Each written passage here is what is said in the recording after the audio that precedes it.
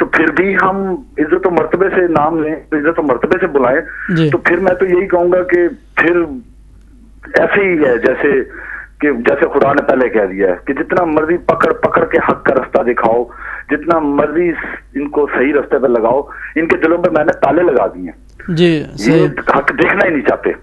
اور یا پھر میں یہ کہوں گا کہ یہ وہی بغض علی آج تک 1400 سال سے ابھی تک چلتا آ رہا ہے دلوں میں, جو کہ نہیں نکلے گا. افسوس ہوتا ہے کہ ایک ہستی جو اہل بیت میں سے ہے, جس کے بارے میں رسول خدا کہتے ہیں یا علی لمحوں کا لمحی, روحوں کا روحی, جسموں کا جسمی. رسول خدا اپنے خون سے ان کو نسبت نہیں دیتے, ان کے خون سے اپنی نسبت لیتے ہیں کہ اے علی تیرا خون میرا خون. کہ 1400 سال بعد کوئی شخص یہ اٹھ کے نہ کہہ دے کہ رسول خدا نے اپنے خون کی نسبت دی تھی اس لیے جناب علی کا مرتبہ بڑھ گیا. رسول خدا فرماتے ہیں اے علی تیرا خون میرا خون. جی, تو مجھے سمجھ نہیں آتی کہ وہ رسول خدا کی حدیثیں بیان کرتے ہوئے کیوں ہمارے علماء کراموں کے منہ پہ تالے لگ جاتے ہیں.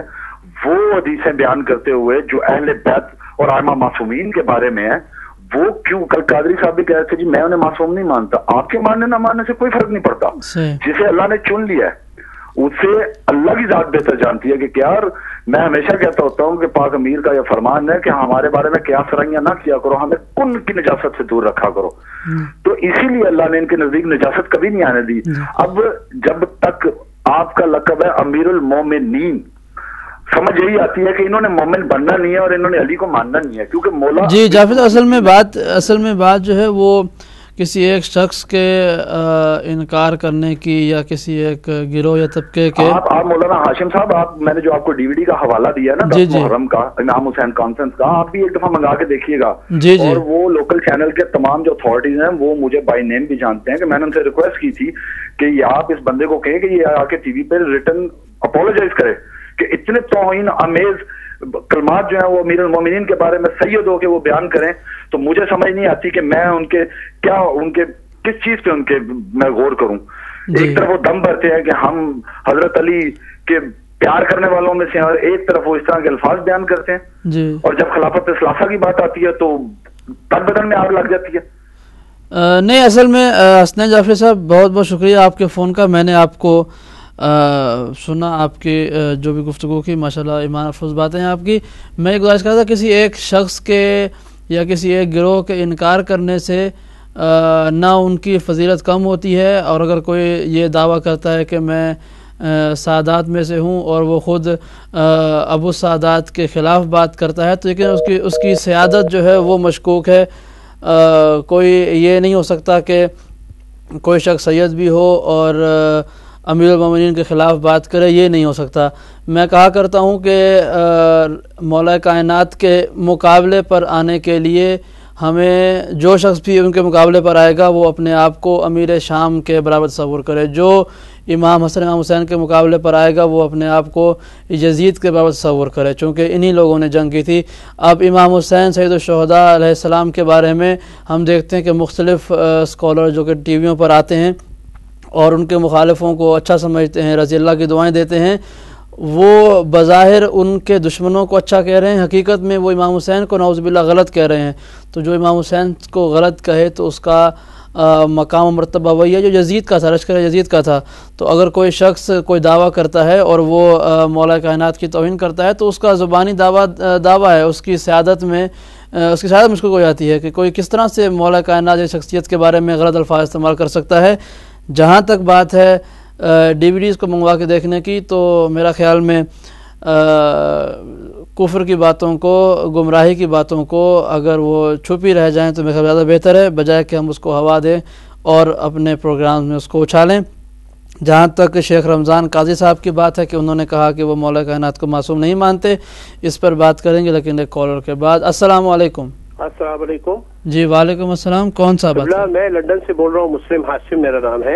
جی مسلم ہاشم صاحب. اور سب سے پہلے تو میں آپ کو اس وسعت قلبی کے اوپر مبارک دیتا ہوں کہ آپ نے تنگ دل جو لوگ ہیں ان لوگوں کو بھی اپنے ٹیلی ویژن کے اوپر بولنے کا موقع دیا. یہ وہی لوگ ہیں جو کہ ذکر حسین کا نام لینا یا مولا عباس کے علم کی طرف نظر کرنے کو حرام جانتے ہیں. لیکن انہوں نے مدنی نام رکھنے کے بعد عجیب و غریب غیر مدنی باتیں کی. بہرحال انہوں نے ظاہر کر دیا کہ ان کا تعلق کن قسم کے لوگوں سے ہے، اور انہوں نے آپ کو ایسا گمراہ کیا ہے وقتی طور پر کہ آپ ختم نبوت کے اوپر گفتگو کو جاری نہ رکھ سکے. جو شیطان کا ہدف تھا وہ پورا ہو گیا. اصل آپ کا مقصد تھا کل کہ ختم نبوت کے اوپر بات چیت ہو، اور وہ مقصد حاصل نہ ہو سکا. افسوس کی بات ہے. اور بہرحال جو بھی اس کا اعلی کار ہو، اور یہ ہوتا چلا آیا ہے جنگ جمل سے لے کے آج تک کہ لوگ ہوائے نفسانی اور لوگ وسوسے کا شکار ہو کر غلط سے غلط کام کر اٹھتے ہیں، چاہے کوئی بھی ہو جاؤ، بعد میں پھر پچھتاتے ہیں.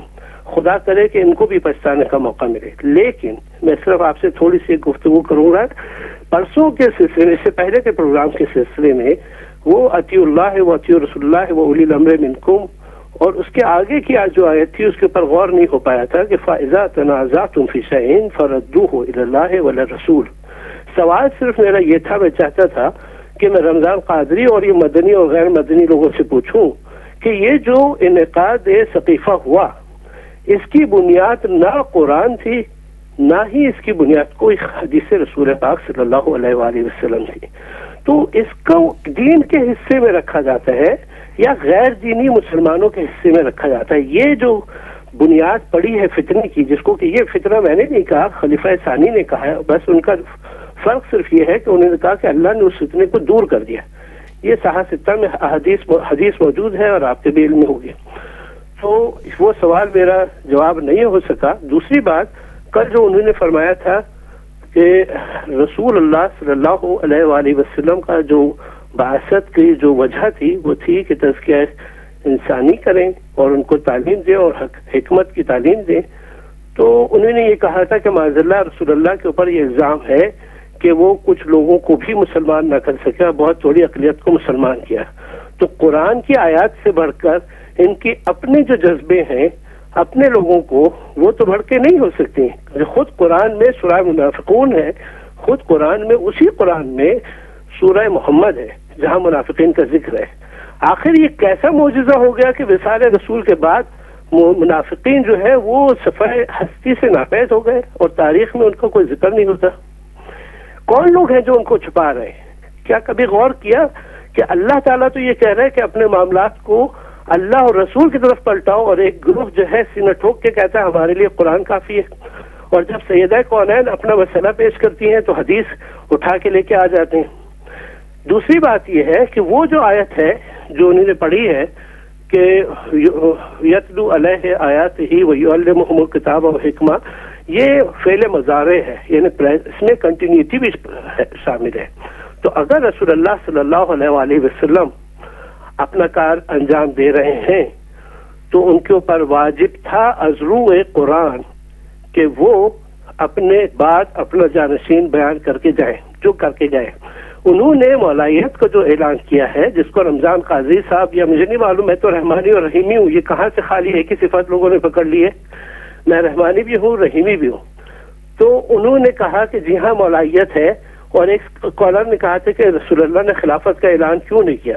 اول تو خلافت کا اعلان اول روز کیا غدیر ذوالعشیرہ کے وقت،